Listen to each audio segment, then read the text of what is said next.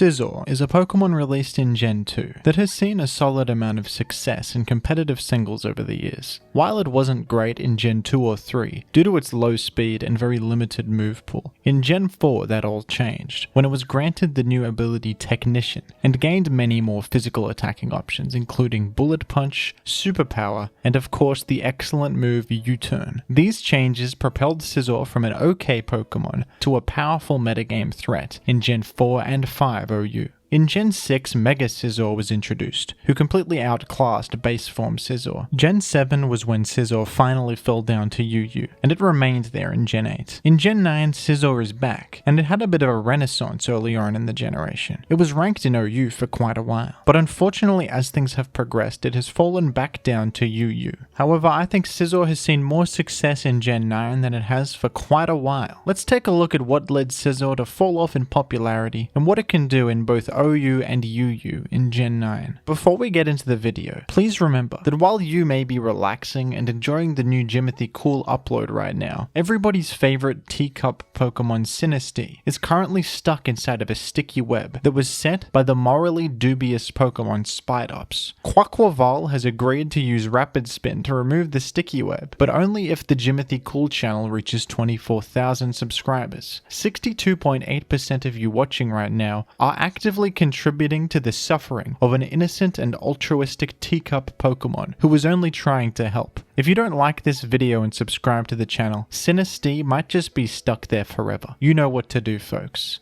Thank you. Scizor has an excellent attack stat of base 130, and it has pretty good defense as well. Scizor has one of the best type combinations in Pokemon, Bug and Steel. These types complement each other perfectly. Bug typing patches up the fighting and ground weakness of Steel, and Steel typing patches up the flying and rock weakness of Bug. Scizor has only one weakness to Fire type, and an impressive 8 resistances as well as an immunity to Poison. Scizor has the excellent ability Technician, which provides a 1.5 times damage boost to moves with 60 base power or lower. Scizor is able to make up for its low speed with the power of its Technician boosted stab Bullet Punch. It's easy to see why Scizor was such a great choice back in Gen 4 and 5 with this excellent defensive typing, strong priority option, and a powerful stab boosted U-turn. In Gen 8, Scizor had a lot of competition with other bulky pivots. Gen 8 had some of the strongest defensive pivots we've ever seen that could take advantage of Teleport. Pokemon like Slowbro and Clefable could very safely use Teleport to pivot into strong threats, and this had quite an impact on the viability of other bulky pivots from the past like Scizor and Rotom Wash, who were both ranked down in UU in Generation 8 as a result of this. In Gen 9, nothing gets Teleport anymore except for the Ralts evolution line, which can't use it very effectively, and Scizor's role as a bulky pivot is now worth something once again. Scizor did lose Roost in Gen 9, which was one of its best options. It still has Defog, but without the longevity provided by Roost, it's a bit hard to use Scizor as a defogger in Gen 9, especially with Goldengo running around. Scizor also gained a new option, Close Combat. Scizor already had Superpower for a strong fighting type coverage option, but Close Combat is a superior move, and this small boost is quite nice. Another nice new option for Scizor is Trailblaze. This is a 50 power grass type physical attack that raises the user's speed by 1 stage on hit. This move is boosted by Technician and can provide you with some grass coverage, and the speed boost is a nice bonus. When Chien Pao was still allowed in the format, Scizor's ice resistance and the ability to threaten a priority 1-hit KO with Bullet Punch was very useful. Scizor can also threaten to 1-hit KO Iron Valiant and Baxcalibur with Bullet Punch, and priority is always useful to finish off any fast, frail Pokemon. Scizor has dropped down to UU, likely due to the banning of Chien Pao, who was so commonly used that any Pokemon who posed a threat to it saw a significant boost in usage and viability while it was still allowed, including Scizor. Despite Scizor dropping down to UU, I still think it's a solid and viable Pokemon in Gen 9 OU. Scizor's biggest competitor is probably Corviknight, who is an easier bulky pivot to fit on teams thanks to its immediate healing from Roost, giving it greater longevity, and its ability to come in safely against Great Tusk. Corviknight also has an easier time using Defog, but Scizor has unique tools that are definitely valuable on the right teams that no other Pokemon can provide in the metagame. Scizor improves your matchups against Iron Valiant and Baxcalibur more than Corviknight does. Scizor works nicely in conjunction with Rotom Wash, Not only do they both have access to pivoting moves, they also complement each other defensively very well. Scizor can help against the grass types that threaten Rotom Wash like Meowscarada, and Rotom Wash can help against the fire types that threaten Scizor. Rotom Wash is also a great switch in against Great Tusk, who Scizor doesn't match up very well against. Scizor is a solid choice down in the UU tier as well. You'd think it would completely dominate, but this metagame is not very kind to Scizor actually. The presence of Talonflame, who is a very common and top tier defensive Pokemon, makes Scizor's life a bit difficult. Talonflame resists both of its stab types and also has Flame Body to punish Scizor for using contact moves. Slither Wing is also a big competitor for Scizor in the format, and is an easier Pokemon to fit on most teams. First Impression is a great stab priority move, Fighting Stab is excellent, and access to immediate healing with Morning Sun improves Slither Wing's longevity as well. Despite these roadblocks, Scizor is so fundamentally good that it can still succeed in UU. You can never go too wrong with that Bug Steel typing and those great offensive options not offered by other bug types in the format. When I first got into competitive Pokemon battle simulators back during Black and White 1, I remember Scizor being kind of the icon of competitive singles. Back then, I viewed it as the best Pokemon in the game, with so many seemingly perfect traits. It's nice to see this classic Pokemon shine a bit more in Gen 9. Despite its recent drop in usage and the fact that it's fallen down a tier, this is still the best Scizor has been in a long time. What do you think of Scizor? Who's your favorite classic competitive Pokemon from the past? And what would you like me to talk about next? Let me know down below in the comments, and thank you for watching.